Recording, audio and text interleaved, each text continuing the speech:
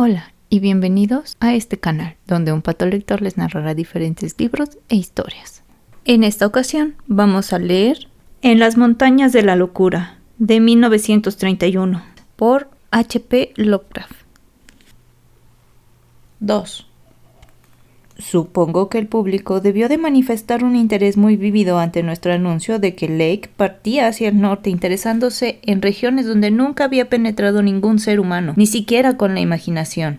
Y a pesar de que no mencionamos sus extravagantes esperanzas de revolucionar la biología y la geología, sus primeras perforaciones realizadas entre el 11 y el 18 de enero en compañía de Peabody y otros 5 hombres, durante las cuales se perdieron 2 perros al cruzar una de las grietas abiertas en el hielo por la presión, había dado como resultado la obtención de numerosos esquistos arqueanos. Hasta yo me interesé por la evidente profusión de marcas de fósiles en aquel estrato increíblemente antiguo.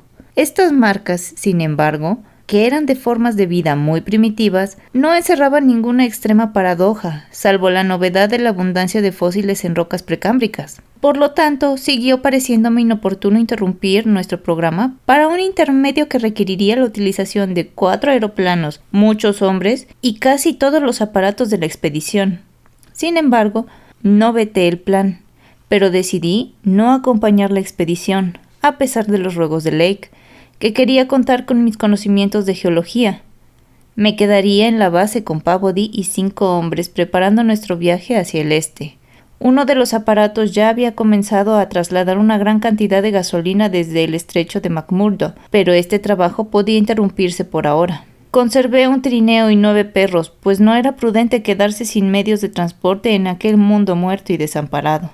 La expedición de Lake hacia lo desconocido, como todos recordarían, envió sus comunicados desde los transmisores de onda corta de los aviones. Estos mensajes fueron recogidos simultáneamente por el aparato de nuestra base y por el Arkham, anclado en el estrecho de McMurdo. De allí, fueron enviados al mundo por banda de 50 metros.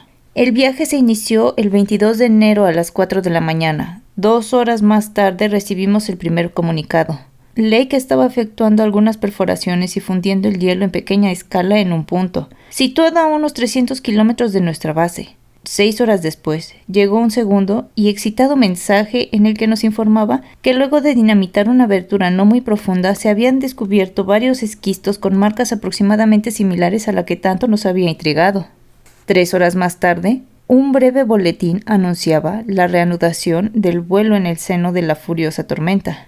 Envié inmediatamente un mensaje a Lake indicándole que no se arriesgase más, pero este me contestó que las nuevas muestras autorizaban cualquier riesgo. Comprendí que su excitación era tanta que rehusaría obedecerme, y que yo nada podría hacer para impedir que junto con Lake fracasase toda la expedición. Me aterrorizaba la idea de que Lake y sus compañeros estaban internándose más y más en aquella blanca inmensidad de tempestades e insondables misterios, de una extensión de 2000 kilómetros, y que llegaban hasta las costas casi desconocidas de la Reina Mary y de Knox. 1 hora y media más llegó aquel nuevo mensaje de Lake, que alteró totalmente mi ánimo y me hizo lamentar no haberlos acompañado. 10:05, en pleno vuelo. Luego de una tormenta de nieve hemos vislumbrado las montañas más altas de todas las que hemos encontrado hasta ahora. Pueden igualar a las del Himalaya, si se tiene en cuenta la altura de la meseta. Latitud probable, 76 grados 15 minutos, longitud este, 113 grados 10 minutos. Se extienden del este al oeste, hasta donde alcanza la vista. Hemos creído ver 2 conos volcánicos humeantes, picos oscuros y sin nieve. El viento que sopla entre ellos impide la navegación. Después de esto, mis compañeros y yo no abandonamos el receptor. La idea de esta titánica cadena de montañas, situada a 1000 kilómetros de nosotros, inflamaba nuestros deseos de aventura. Nos regocijábamos de que nuestra expedición hubiese sido su descubridora. Media hora más tarde, Lake nos llamó. El aparato de Moulton ha hecho un aterrizaje forzoso, pero no hay heridos, y creemos que es posible reparar los daños. Hemos trasladado lo más posible a los otros 3 aviones para el momento del regreso, o por si fuese necesario, seguir adelante. Por ahora no hace falta utilizar los aviones como transporte. Las montañas sobrepasan todo lo imaginable. Iré a explorar en el aeroplano de Carol. Le hemos quitado la carga. Esto es absolutamente fantástico. Los picos más altos deben de superar los 10.000 metros de altura. El Everest no puede comparárseles. Atwood tratará de establecer la altura exacta con el teodolito mientras Carol y yo realizaremos nuestro vuelo. Quizás me haya equivocado a propósito de los conos, pues el terreno parece estratificado. Posiblemente sean esquistos precámbricos junto con otras formaciones. Los contornos, recortados contra el cielo, tienen un aspecto muy curioso. Secciones regulares de cubos que llegan hasta lo más alto de los picos. Un espectáculo maravilloso bajo la luz rojo-dorada del sol bajo.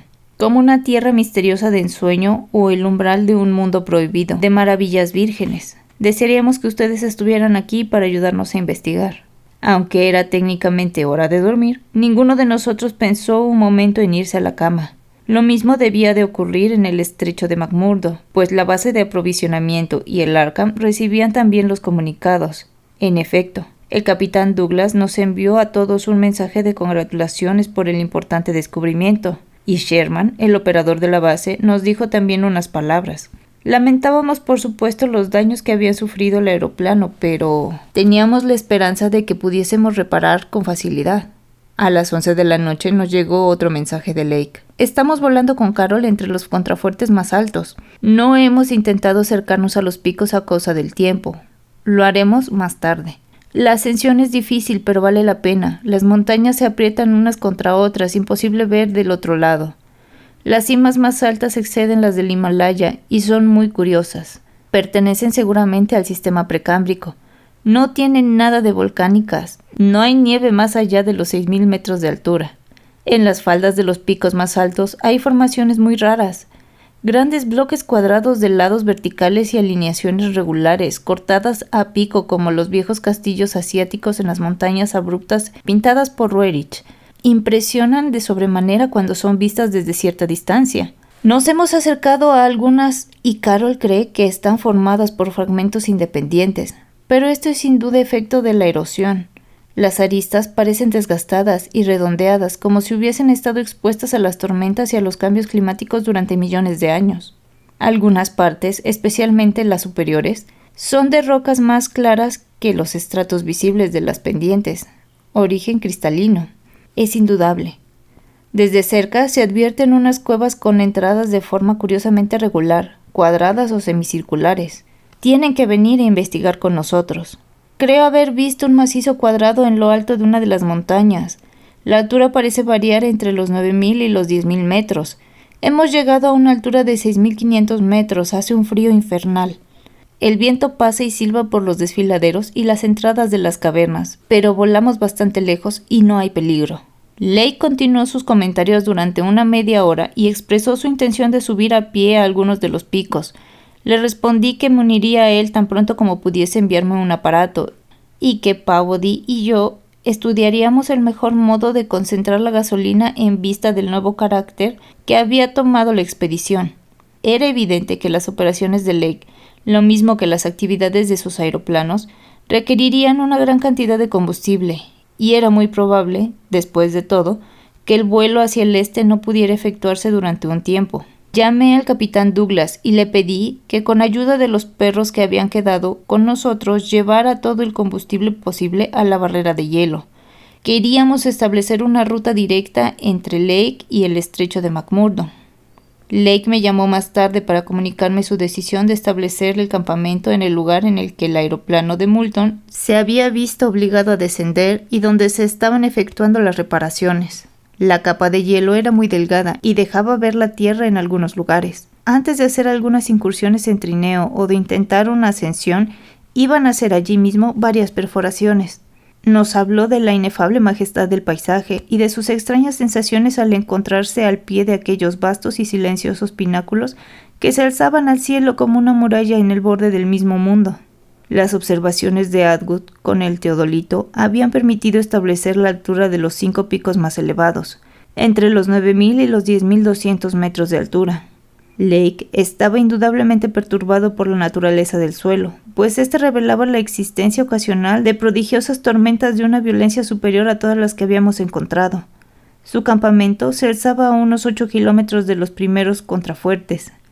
Me pareció advertir algo así como una alarma subconsciente en el mensaje, lanzado a través de un vacío de 1000 kilómetros, en el que nos pedía que nos apresuráramos y terminásemos cuanto antes nuestros trabajos en aquella nueva región. Iba a descansar ahora, luego de aquella jornada de apresurada y dura labor. A la mañana siguiente, hablé por la radio con Lake y el capitán Douglas. Decidimos que uno de los aeroplanos de Lake vendría a nuestra base y recogería a Peabody y otros 5 hombres y a mí, junto con toda la gasolina que pudiese cargar. En cuanto al resto del combustible, todo dependía de que hiciésemos o no el viaje al este, así que podía esperar. Lake tenía bastante por ahora para satisfacer las necesidades del campamento. Habría que suministrar gasolina a la base del sur. Si posponíamos nuestra incursión por el este, no la usaríamos hasta el próximo verano y mientras tanto, Lake enviaría un avión para que buscase una ruta directa entre esas nuevas montañas y el estrecho de McMurdo. Peabody y yo nos preparamos a abandonar nuestro campamento durante un tiempo más o menos largo. Si invernábamos en la Antártida, podíamos volar directamente de la base de Lake al Arkham, sin volver aquí. Algunas de nuestras tiendas cónicas ya habían sido reforzadas por bloques de nieve endurecida y decidimos completar el trabajo convirtiendo el campamento en una verdadera aldea. Lake se había llevado un número considerable de tiendas, así que nuestra llegada no aparejaría mayores incomodidades. Comuniqué a Lake que Peabody y yo estaríamos preparados para viajar hacia el norte al día siguiente. Nuestros preparativos, sin embargo, no comenzaron hasta después de las 4 de la tarde, pues poco antes de esa hora Lake nos envió un mensaje extraordinario y excitado. El día había comenzado mal, pues no había podido descubrir, en un vuelo de reconocimiento, los estratos primitivos que formaban la mayor parte de las cimas. Casi todas las rocas eran aparentemente jurásicas y comanchicas, y esquistos, pérmicos y triásicos. De cuando en cuando, algunas manchas brillantes y negras sugerían la presencia de carbón. Lake estaba descorazonado, pues tenía la intención de desenterrar ejemplares de más de 500 millones de años de antigüedad. Era evidente que si quería examinar los estratos en que había descubierto aquella curiosa huella, tendría que hacer un largo viaje en trineo hasta las faldas mismas de las montañas. Resolvió, sin embargo, hacer algunas perforaciones como parte del programa general. Instaló, pues, la excavadora y puso a 5 hombres en el trabajo mientras el resto aseguraba las tiendas y reparaba el dañado avión. Se eligió una roca blanda para extraer las primeras muestras a unos centenares de metros del campamento, y la excavadora hizo excelentes progresos sin necesidad de recurrir con mucha frecuencia a la dinamita. 3 horas más tarde, luego de la primera explosión verdaderamente fuerte, se oyeron los gritos del equipo de perforaciones y el joven Gedney, que dirigía los trabajos, corrió al campamento con las sorprendentes noticias. Habían descubierto una caverna. Después de las primeras perforaciones, la gueda había dado lugar a una vena de terreno calcáreo, cromanchico, en el que abundaban los fósiles diminutos, cefalópodos, corales y equinodeos, con algunos indicios de esponjas silíceas y huesos de animales vertebrados marinos, probablemente teleosteos, escualos y ganoideos. Esto tenía ya su importancia, pues eran los primeros fósiles vertebrados que había descubierto la expedición. Pero cuando poco después la cabeza de un trépano atravesó de parte a parte un estrato y encontró el vacío, una intensa y redoblada ola de excitación invadió a los excavadores. Una carga de dinamita había bastado para descubrir el subterráneo secreto, y ahora, a través de una abertura de 1,5 metros de largo por 1 metro de ancho, los miembros de la expedición pudieron contemplar una cavidad abierta hacía más de 50 millones de años por las aguas de un mundo tropical desaparecido.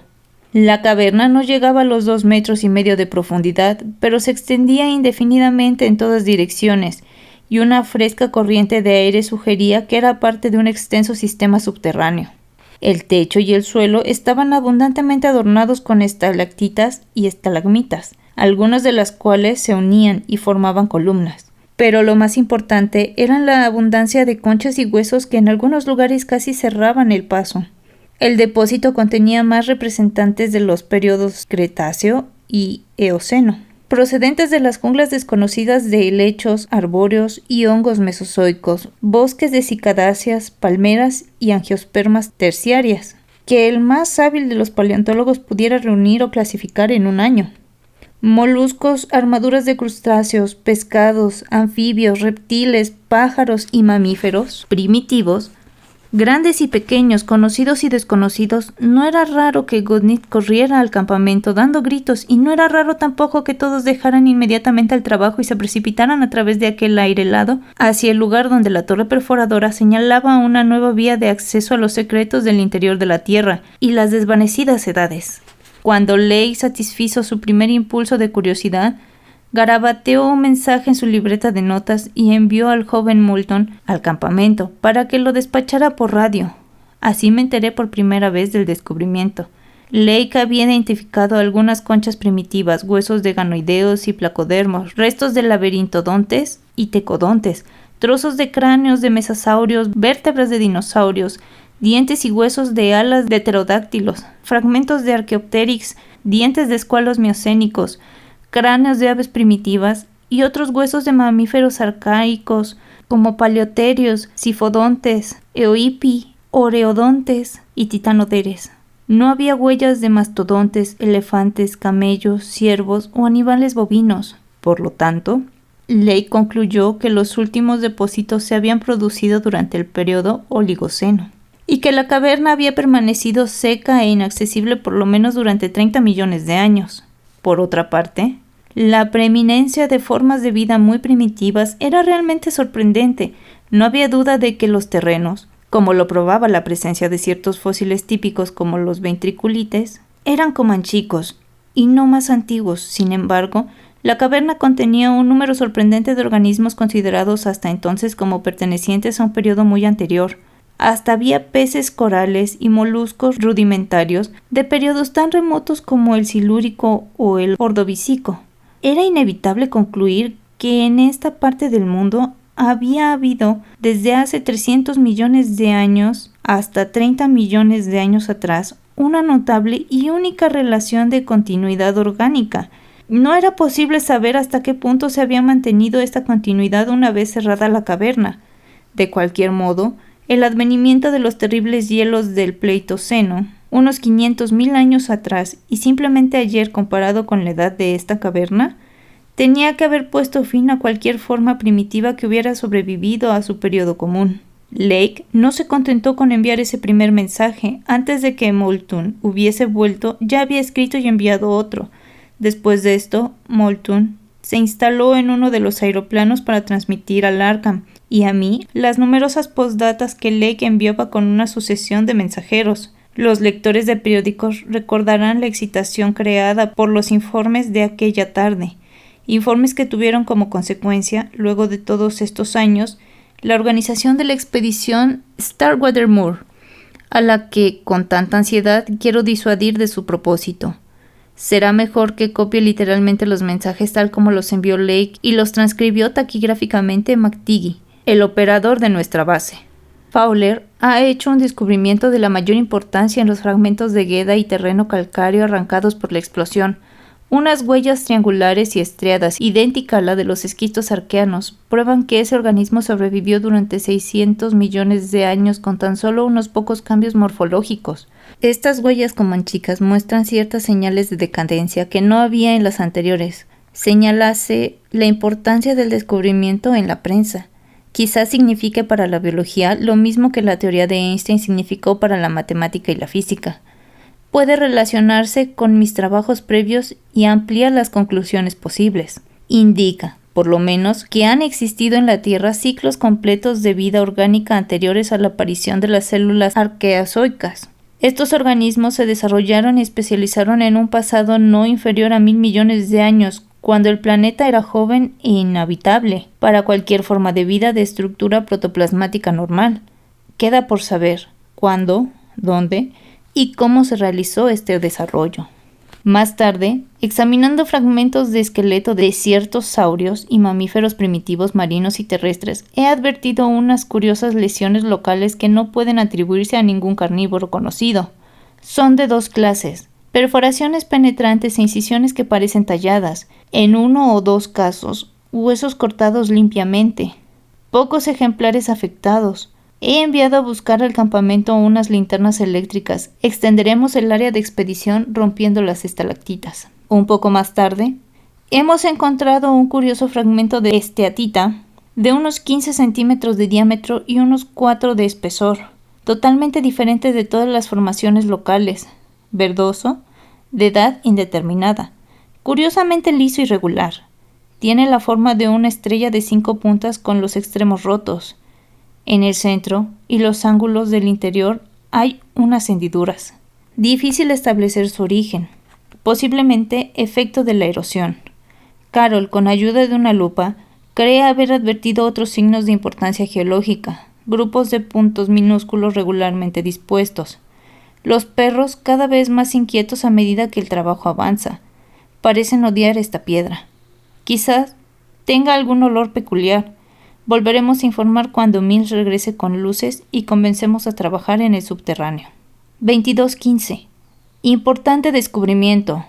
Orrendorff y Watkins encontraron bajo tierra a las 21:45 un fósil monstruoso en forma de tonel, de naturaleza totalmente desconocida. Se trata quizás de un vegetal o de un ejemplar gigantesco de protozoario marino desconocido.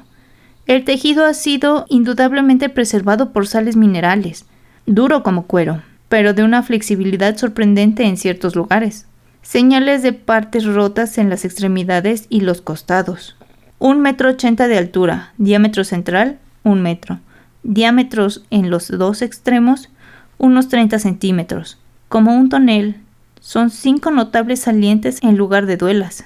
Unas cisuras laterales que podrían corresponder a unos tallos delgados, en la parte más ancha de esas salientes. En las hendiduras que separan las salientes hay unas excrescencias extrañas, crestas o alas que se abren y se extienden como abanicos, todas muy dañadas excepto una que alcanza extendida una longitud de 2 metros. Me recuerda a ciertos monstruos de las leyendas primitivas, particularmente a los antiguos del Necronomicon. Estas alas membranosas están sostenidas por algo así como un armazón tubular. En los extremos del armazón parece haber unos orificios diminutos. Los extremos del cuerpo se han recogido sobre sí mismos y no permiten ver el interior ni adivinar si había alguna pieza anatómica. Haremos una disección cuando volvamos al campamento. No podremos decidir si es vegetal o animal, pero se trata indudablemente de un ser increíblemente primitivo. Hemos puesto a todos a la tarea de sacar estalactitas y buscar otros ejemplares. Encontramos otros huesos dañados, pero esto puede esperar. Tenemos dificultades con los perros, no pueden soportar la presencia de este curioso ser. Si no los mantuviéramos a raya, lo harían pedazos. 23:30. Atención. Dear, Pavodi, Douglas, asunto de la más alta, debo decir trascendental, importancia. Que el Arkham transmita enseguida las noticias a la estación de Kingsport Head. El organismo en forma de tonel es el mismo que dejó las huellas en las rocas. Mills, Boudreau y Fowler encontraron un grupo de 13 de estos seres a unos 12 metros de la entrada del subterráneo.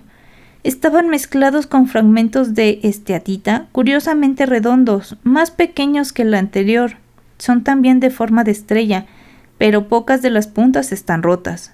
De estos ejemplares, 8 se han conservado muy bien. No falta ningún apéndice, los hemos traído a la superficie manteniéndolos alejados de los perros. No toleran la cercanía de estos fósiles.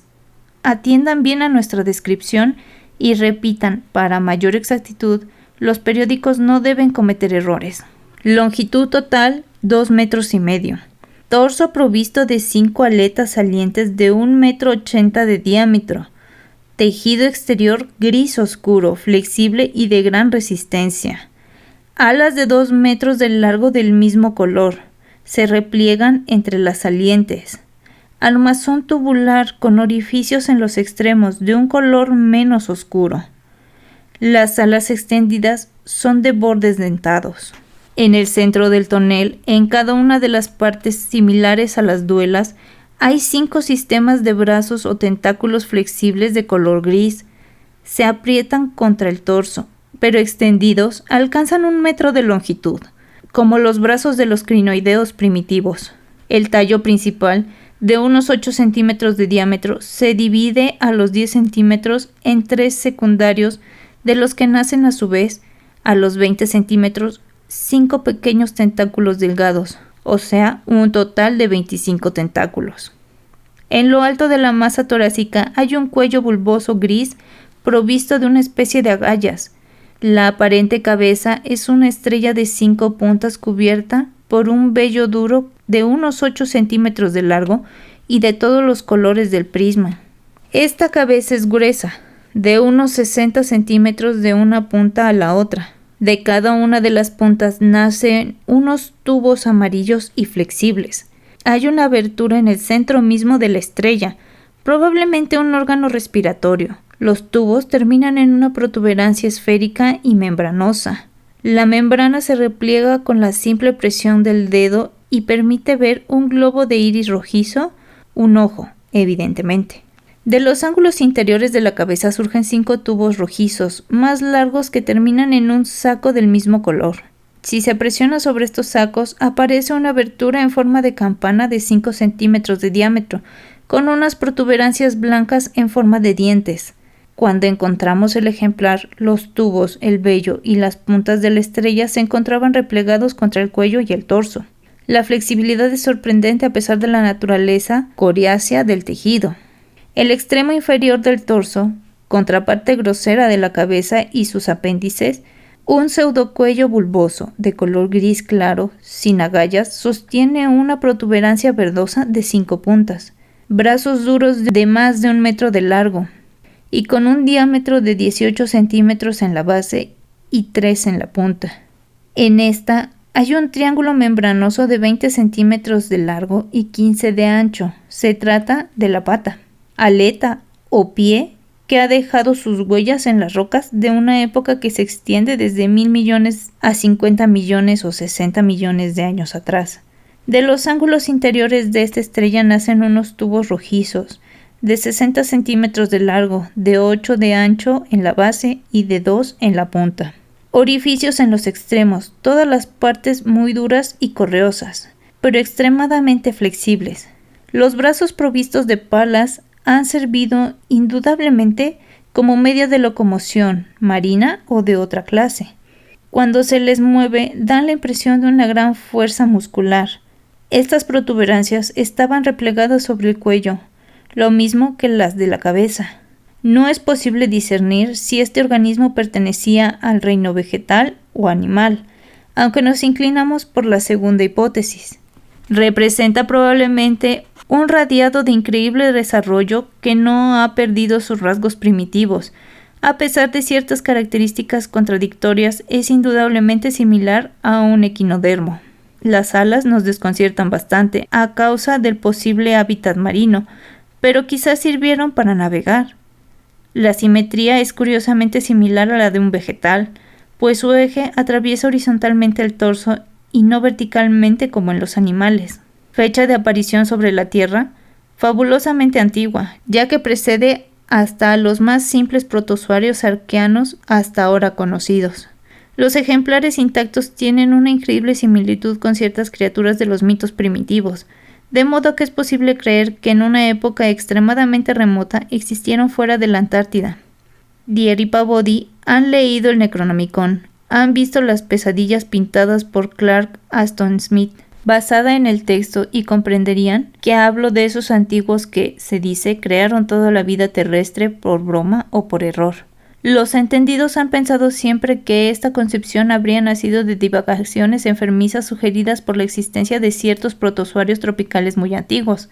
Recuerdan igualmente a las criaturas prehistóricas de que suelen hablar Wilmart, seres de Cthulhu, etc. Se ha abierto un inmenso campo a nuestro estudio. Los depósitos pertenecen probablemente al período Cretáceo o al Eoceno primitivo, a juzgar por los otros fósiles. Los 3 ejemplares yacían bajo una masa de estalagmitas. Ha costado mucho desprenderlos, pero la dureza de los tejidos ha evitado daños irreparables. El estado de preservación es milagroso debido posiblemente a la acción de la piedra caliza. No hemos encontrado más, pero luego reanudaremos la búsqueda. Por ahora tenemos que ocuparnos en cómo traer los ejemplares al campamento sin ayuda de los perros, que ladran furiosamente y a quienes es imposible dominar cuando están cerca de las criaturas. Tenemos que manejar los trineos con 9 hombres, 3 tienen que ocuparse de cuidar los perros. Vamos a establecer un puente aéreo con el estrecho de McMurdo y comenzaremos a trasladar el material. Desearía que tuviésemos aquí un verdadero laboratorio. Dier puede avergonzarse por haber tratado de evitar esta expedición. Primero las montañas más grandes del mundo, luego esto. Si no se trata de nuestro mayor descubrimiento, no sé qué es. Como hombres de ciencia tenemos la gloria asegurada. Felicitaciones, Pavodi, por el aparato que reveló la cueva. Que el Arkham repita ahora la descripción.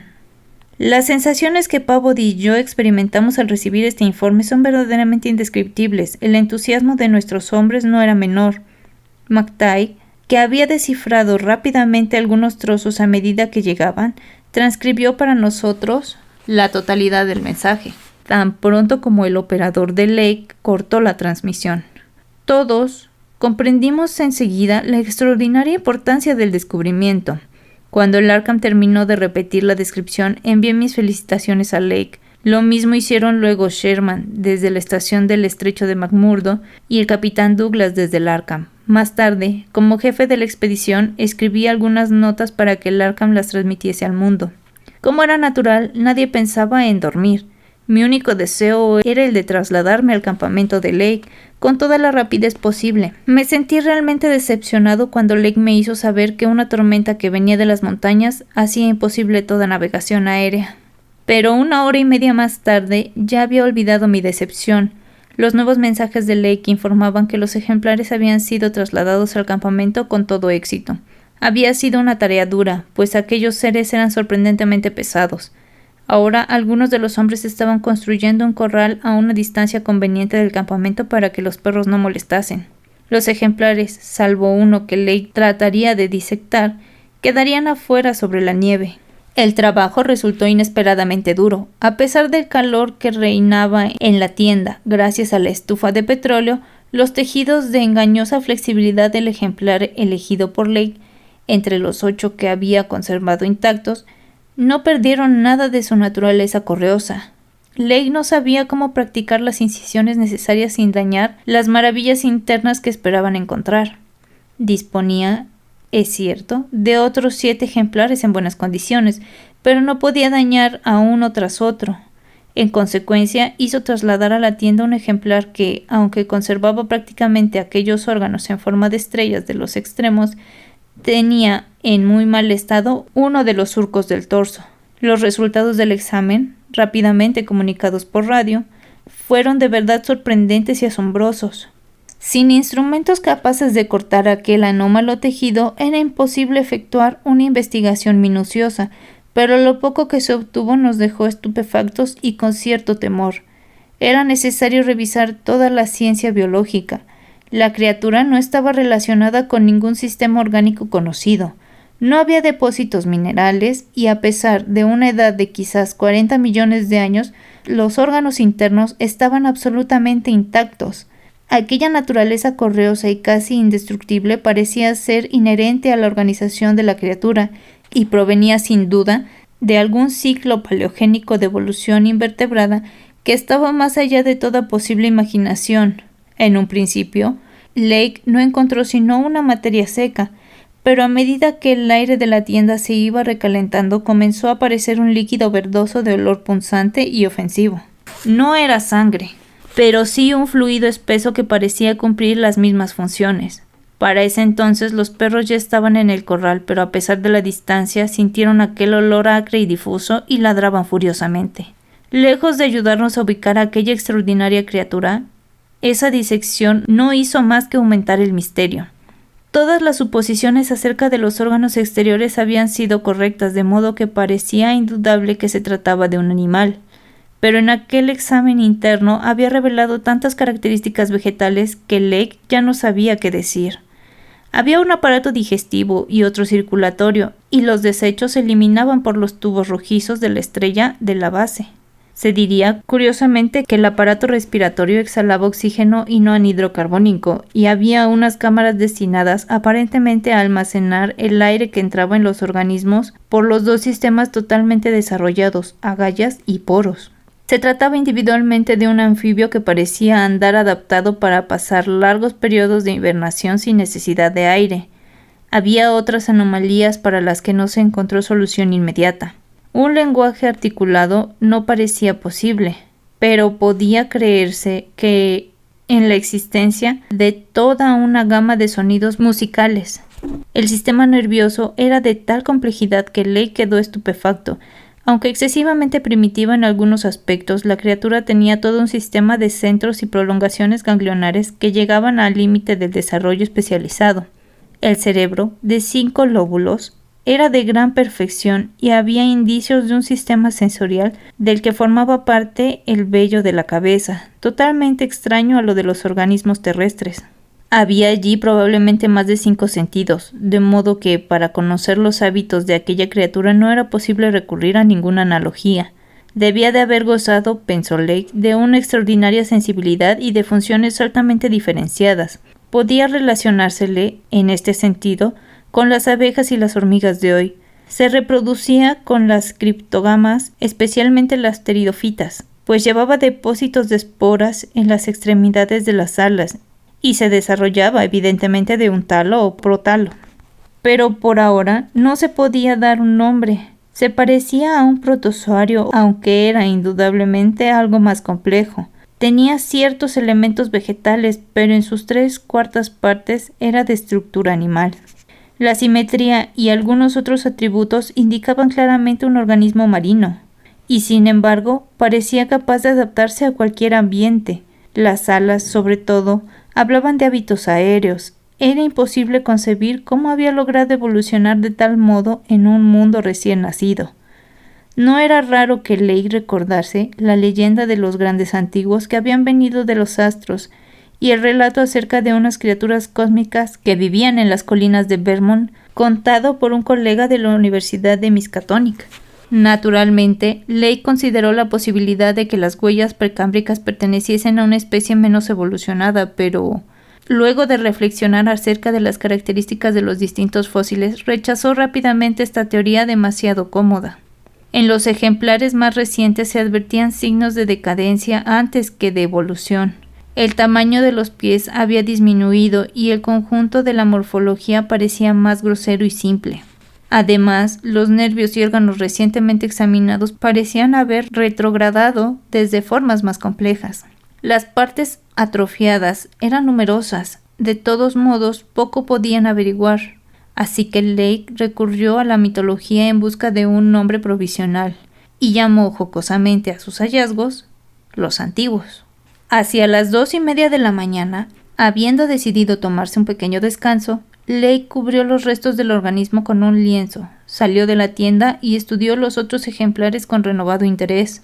El continuo sol antártico había comenzado a ablandar los tejidos y las puntas de las estrellas y los tentáculos de 2 o 3 de aquellas criaturas. Parecían querer desenrollarse, pero Lake no creyó que hubiese un peligro inmediato de descomposición en aquellas temperaturas bajo cero.